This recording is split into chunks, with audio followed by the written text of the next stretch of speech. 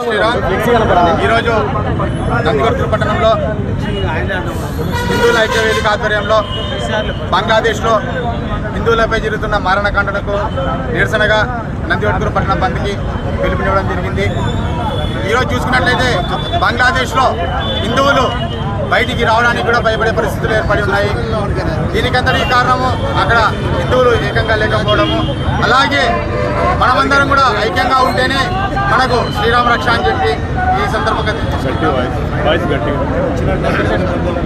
బంగ్లాదేశ్లో మనకి ఎటువంటి పరిస్థితి అంటే హిందూ దేవాలయాలపై, హిందువుల ఆడపిల్లలపై, హిందువుల ఆస్తులపై జరుగుతున్న దాడులు ఎంత భయానకంగా ఉన్నాయంటే అంత భయానకంగా ఉన్నాయి. కాబట్టి వారికి మద్దతుగా ఈరోజు ప్రపంచంలోని హిందువులందరూ కూడా ఏకమై మీకు మానసిక భరోసా ఇవ్వడానికి ఈరోజు ఈ ధర్నాను పిలుపునివ్వడం జరిగింది.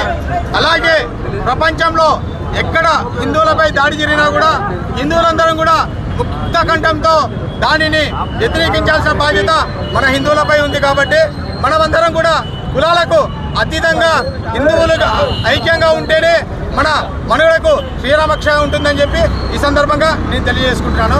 జై శ్రీరామ్. నా పేరు వెంకటేష్, భారతీయ జనతా యువ మోర్చా నంద్యాల జిల్లా అధ్యక్షుడు.